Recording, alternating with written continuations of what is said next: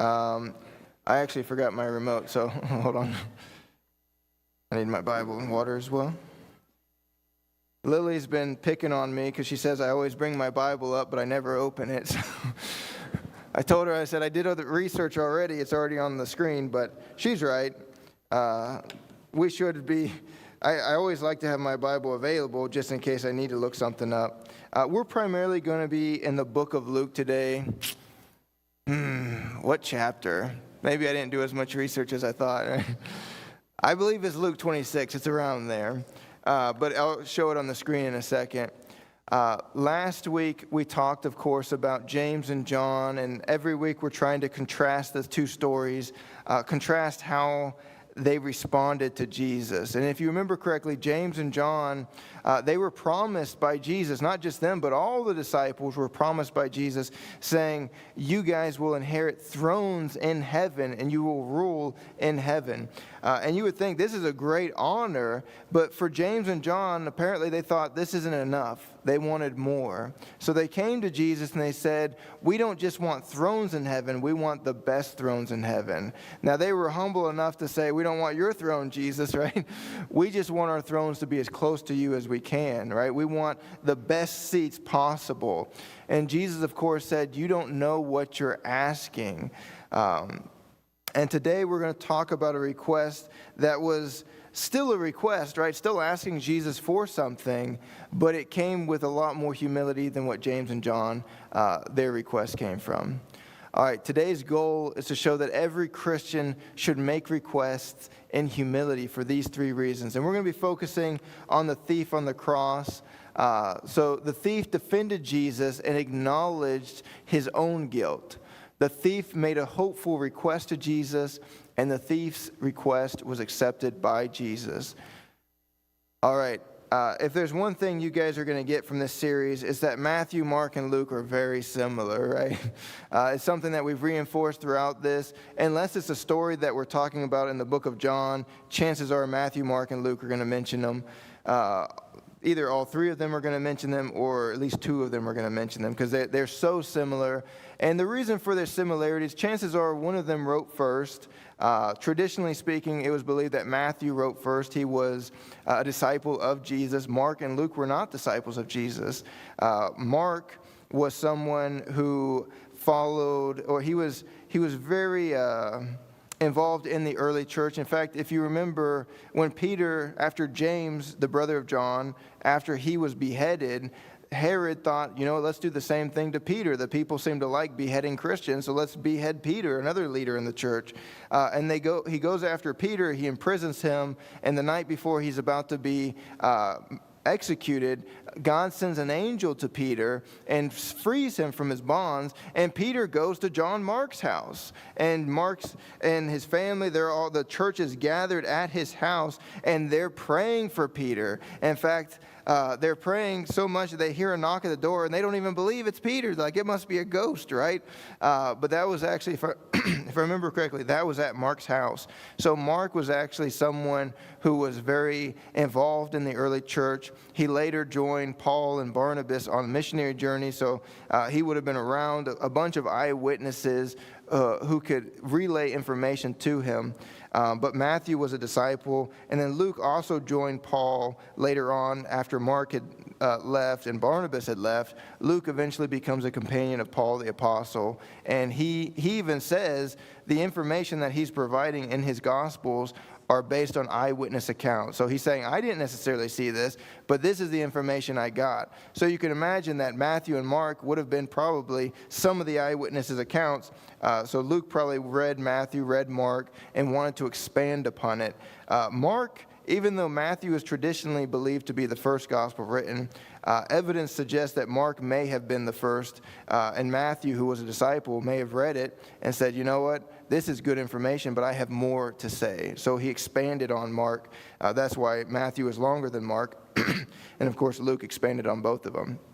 But anyways, let's go ahead and talk about what Matthew says.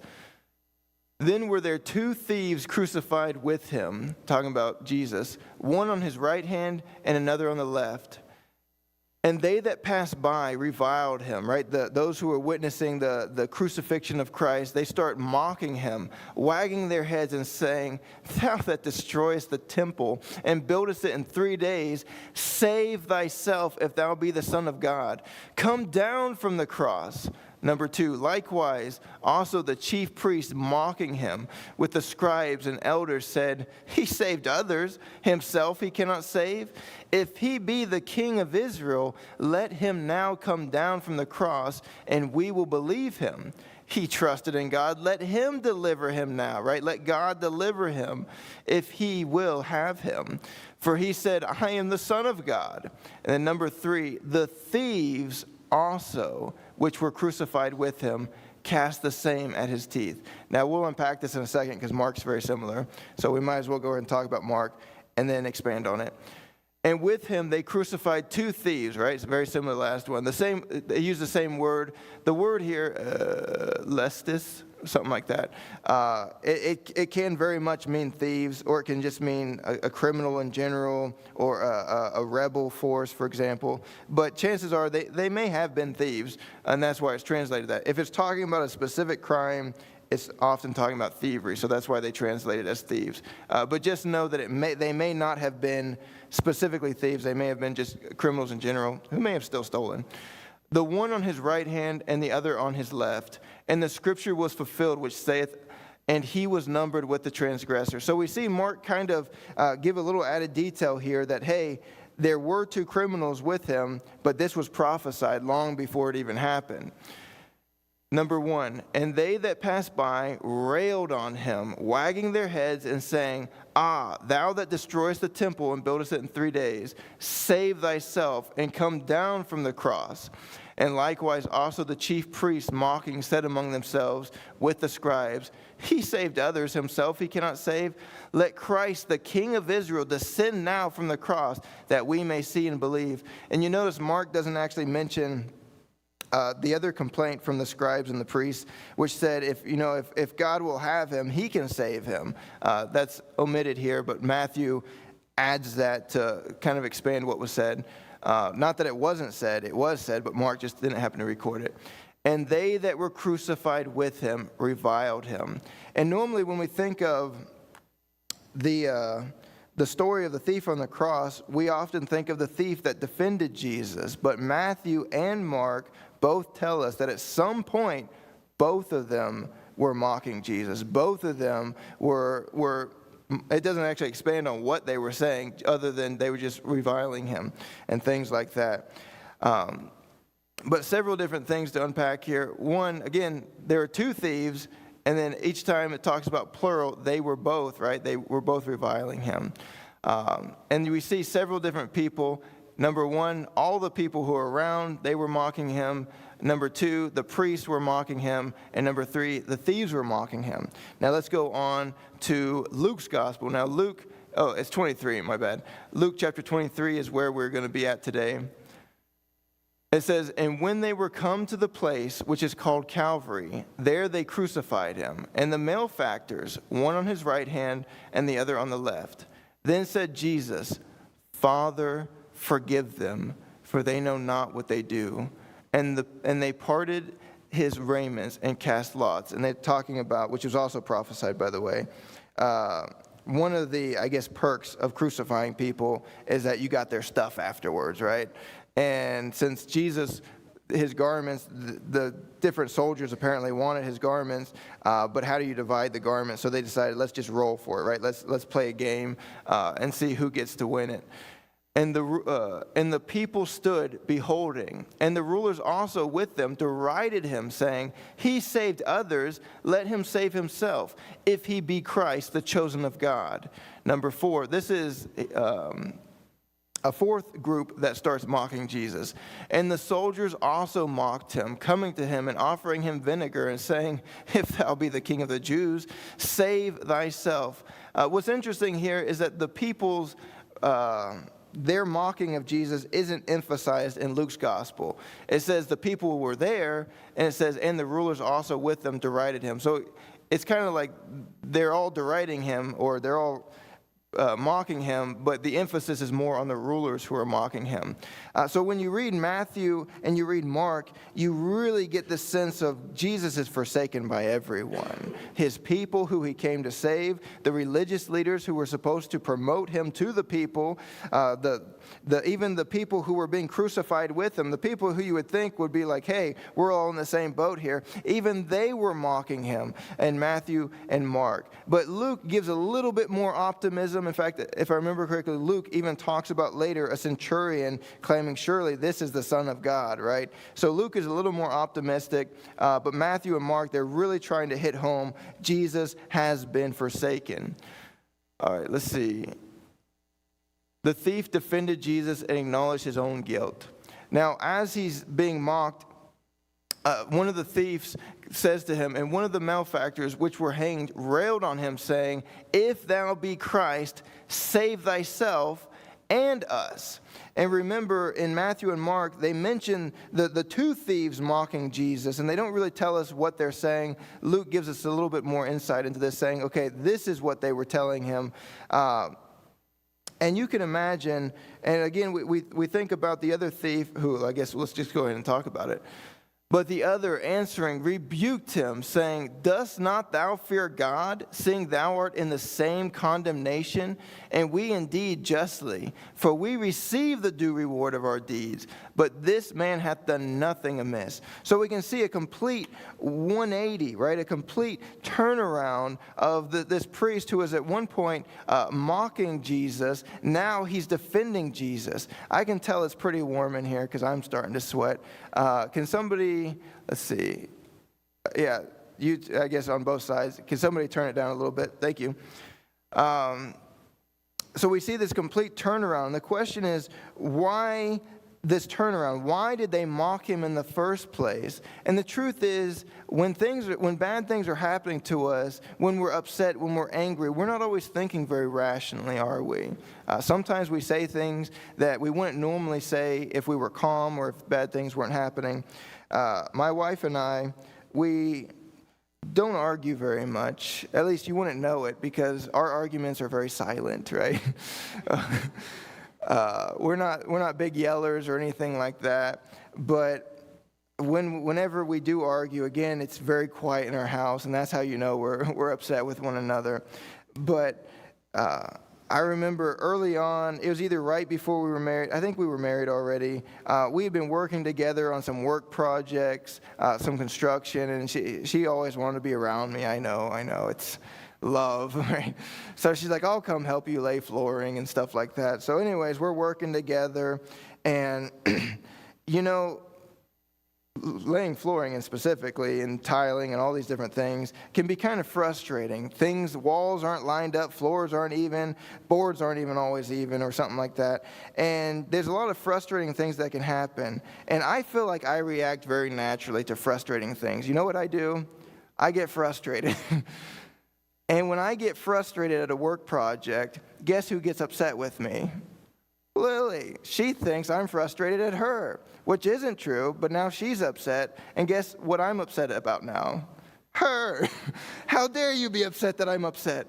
So now I'm no longer frustrated at the floor or my stubbed toe or the nail or whatever it might be. I'm now frustrated that she's frustrated that I'm frustrated, right? So anyways, the point is we don't always think rationally when we're upset, and oftentimes we start to blame other people for our frustrations, for our problems. I have several sisters, but a couple of older sisters, and one of my older sisters, we were visiting her, or we had met somewhere. My parents were there, Lily and I were there, and her family was there. And I remember, I think she was changing one of the baby's diapers, and one of her kids was bouncing on the bed, and the child that was bouncing jumped off, fell, and hit her head. And you can imagine, okay, nobody's fault other than the child, right? But anyways, my sister gets so angry, not with the child, not even with herself, but with everyone else. Why didn't you help me, right? And we're thinking, we're not even in the same room. What were you expecting us to do in that situation? But again, when we go through times of frustration, we don't think rationally. We start to blame other people. So is it possible that this thief or this criminal, both of them, as they're being nailed to this cross, which, by the way, there are two ways in which they would crucify people. One way, they just tie them up, because the point is to suffocate them. The other way is to nail them. And the Bible actually does not say that Jesus was nailed on the cross, but when Thomas, after the resurrection, Thomas doesn't believe that Jesus really rose from the dead, and he says, unless I can put my fingers through the nail holes, right? So we know he was nailed, but the Bible, at least in the four Gospels, it doesn't specifically mention him being nailed to the cross, but we do know he was nailed because of what Thomas said. So you can imagine these two criminals being nailed to this cross, and what are they thinking? Probably not rational things. And probably both of them are trying to think of who to blame in the situation. So I believe both criminals at that time, at the moment of their agony, as they're going through all this pain, they're thinking, why isn't he helping us, right? He helped all these other people. Surely he can save himself and us. And they're frustrated with Jesus. But something happens, and it's not clear what happened to cause one of the criminals to say, hey, that's not right. Maybe, just maybe, it was when Jesus, when he was reacting to this pain, as he was going through the same pain, even more pain, as these two criminals, instead of blaming the chief priests, instead of blaming the soldiers, instead of blaming all the other criminals, he said, Father, forgive them. And maybe, just maybe, that's what touched the heart of that other criminal. And he said, you know what? I'm blaming this guy, and this guy's saying, Father, forgive him, for he does not know what he's doing. And so just maybe something happened on that cross where the criminal realized, I shouldn't be mocking Jesus anymore. In fact, I should be defending him. And now we could say, as all the other people around him were saying, if you're really the Christ, right? If you're really the Messiah, if you're really the Son of God like you say you are, you could come down. But yet, in spite of that, he still cried out, Father, forgive them. And maybe that was like a light bulb that clicked in the mind of that person saying, you know what, if this guy's a liar, if he's not the Son of God, then the jig is up, right? He's being killed already. Why is he continuing this facade if it's not true? So maybe, just maybe, this is the Son of God. And he is praying to his Father to save or to forgive a sinner like me. So instead of continuing to mock Jesus, he apparently starts defending Jesus, saying, I deserve to be here with the other criminal, but Jesus does not. The thief made a hopeful request to Jesus. And he said unto Jesus, Lord, remember me when thou comest into thy kingdom. While everyone else mocked him, and you can see the irony of the mocking, right? They're saying, if you're really the Messiah, if you're really the Christ, if you're the Son of God, save yourself, right? They thought that doing that would prove that he was who he said he was, but yet he told Peter, this is why I'm here, right? It had already been prophesied hundreds and even thousands of years before that Jesus was going to do, not thousands, but hundreds of years before, that the Messiah was going to go through this type of pain. He was going to be, as Mark put it, it was Mark, talked how he would be counted among the criminals. He would be persecuted with them. And yet here they are trying to act like if you're really who you say you are, come down from the cross. And yet Jesus is trying to communicate, this is why I'm here. I'm, at least as a kid, I don't know if I'm as sensitive as I was as a kid, but as a kid I was very sensitive, got picked on for it a lot because I would apologize if I bumped into a wall, right? That's how sensitive I was. It's very apologetic. And, we had a swimming pool, and right beside the swimming pool was this big, long bush, probably 20, 30 feet long bush, just full of flowers. Not pretty flowers. I don't know what was wrong with that bush, but just flowers. And bees and wasps and hornets, and I am very allergic to them. But they would fly around, and of course there's a big thing of water, and they're thinking, sweet, let's go get a drink. And of course they get stuck in the water. And me, being the sensitive soul I am, I'd go in and I'd stick my hand under them, and I'd lift the honeybees, not the wasps. They can die. I'd lift the honeybees, and I'd try to save them. And occasionally, just occasionally, they try to fight me, right? They'd sting me or something like that. And I'd think to myself, if only they understood I'm trying to save them, they wouldn't try to hurt me. And I wonder if Jesus was like that, thinking, here these people are saying, come down from the cross if you are who you say you are. And the thieves, these criminals, they're saying, why don't you save us? And he's thinking to himself, if only you knew what I was doing, you wouldn't ask me to come down from this cross. If only you knew that I am trying to save you, you wouldn't try to ask for me to do what you're asking me to do. And the, excuse me. And the chief priests, they said, if he's really from God, and if God will have him, why doesn't God bring him down from the cross? And we know that this was the biggest evidence that the disciples used later on. If you read the book of Acts, a big argument that the disciples made when preaching the gospel of Christ, they would say, God did save Jesus. He didn't leave him in the grave. So if Jesus was a liar, if he wasn't who he said he was, if he wasn't the Son of God, if he wasn't the Messiah, then why would God raise him from the dead? So everything that they're asking him to do was true, but not the way they thought it was. It was true that he was the king of Israel. It was true that he is the Messiah. It was true that he was the Son of God. It was true that God does approve of him and would save him, but not the way that they thought he would. And this criminal on the cross, he recognizes something about Jesus that, hey, this is part of the plan. Because look at what he says. And he said unto Jesus, Lord, remember me when thou comest into thy kingdom. No one else thought this at the time. Even the disciples were running away in fear, thinking, it's over. All our plans of Jesus reigning as king have been dashed. But yet this criminal, in a moment of revelation to him, realizes, Jesus, this is part of his plan. He could come down from the cross. He could save us, but something is going to happen, and his kingdom is still coming. So he asked Jesus, Lord, remember me. Remember the disciples, James and John, after they'd been promised thrones in heaven, they said, can we have the best thrones, right? Can we have more? And all this criminal is asking is just to remember him. You'll notice he doesn't say, Lord, this is all a misunderstanding. I shouldn't be here, right? He doesn't say, Lord, I know I've messed up, but I'm a pretty good person once you get to know me.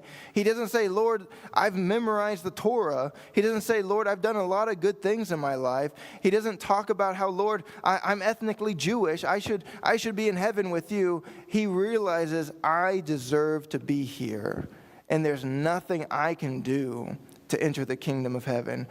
He says, but there's something he can do. He doesn't try to convince Jesus that he's good enough to go to his kingdom. All he says is, Lord, remember me. And of course, Jesus accepts his request. And Jesus said unto him, verily I say unto thee, today shalt thou be with me in paradise. This morning in Sunday school, we talked a little bit about sharing the gospel. And I had mentioned a time when I had really felt convicted to go to a friend's house to share the gospel. And he wasn't there, so I shared the gospel with some other people along the way. And one of them was Catholic, and I was trying to share the gospel with her. And Catholics, of course, they believe in Jesus, but they also tend to add a lot of traditions along with it, saying, yes, Jesus plus this and this and this. Not every Catholic, but this particular Catholic did. And as I was sharing the gospel with her, and I just told her, I said, you just got to believe in the name of Jesus, that he was who he said he was. He died on the cross for your sins, and accept that gift of salvation. And she said, I wish it was that easy, right? But the thief on the cross proves to us it was that easy, right? This thief did not come down from the cross and get baptized, memorize his catechism. He didn't become a scholar. He didn't do a bunch of mighty works. All he asked was, Lord, remember me. because he, with whatever limited theology he understood about Jesus, he understood this: I'm not getting to heaven on my own, but the King can save me. The King can remember me. And so that's what he did. All right. The goal of this lesson was to show that every Christian should make requests in humility for these three reasons. You remember James and John, again, they said, we want to be at your right hand and your left hand when you're in your glory. And Jesus says, you don't know what you're asking. You see, from the world's standard, victory is achieved through competition. When you beat your enemies, whether if it's in battle, you literally beat them. Whatever it is, when you gain victory over your enemies, that's when you beat them in competition. But in Christianity, it's so much different. If you read Revelation, a reoccurring thing, and I'm going to kind of mix concepts here. Ed, there he is. He has a shirt that says Ed makes stuff up. Daniel mixes things up. So sometimes I mix concepts together. They're there, but I can't tell you exactly where they're at. But in Revelation, there's a repeated theme of overcoming. And there's this repeated theme that we have become victors because we have overcome. And you would think that a victor is someone who has crushed his competition. They've crushed his enemies. But the Bible is the opposite of that. It says, no, you haven't gained victory because you crushed your enemies. You've gained victory because you've overcome their persecution. You've overcome the suffering that they brought to you. And then the Revelation goes on to say, you are overcomers because of the blood of the Lamb. So it's not by our own power that we have endured. It's not by our own power that we have overcome our enemies, overcome their persecution, but by the power of the one who was also persecuted. That's Jesus Christ. So when the disciples, James and John, when they're asking Jesus, we want to be on your right hand, we want to be on your left hand during your moment of glory, right? And Jesus saying, you don't know what you're asking. Because what they may have thought was, let's sit on thrones with you. But when Jesus was going to be glorified, when he was going to accomplish the thing that he set out to do, when he was going to inaugurate the last days, when his kingdom was going to start to be established, the two that was on his left hand and his right hand were not James and John. They were two criminals who were suffering. And that's why Jesus asked them, he said, can you drink of the cup that I'm about to drink of? And later on, when Jesus is at the Garden of Gethsemane right before he's about to be betrayed, right before he's about to be crucified. He says to God, his Father, he says, if it be possible, right, if there's another way, let this cup, right, this pain, this suffering pass from me. And yet, James and John, they said, we want to be there, right? We want that. Fortunately, the thief on the cross, whether it was his right side or his left side, tradition says it was on his right side and his name was Didymus. I have no idea if that's true. The Bible doesn't record that. But one of those thieves, at the moment when Jesus was drinking of that cup, acknowledged this is who he said he was, or Jesus is who he said he was. And we might ask ourselves, I heard someone say recently, an older gentleman, I don't know if he's here today, but he had made the point, he said, I don't know if God still has a plan for me. But the thing is, if you still have breath in your lungs, God still has a plan for you.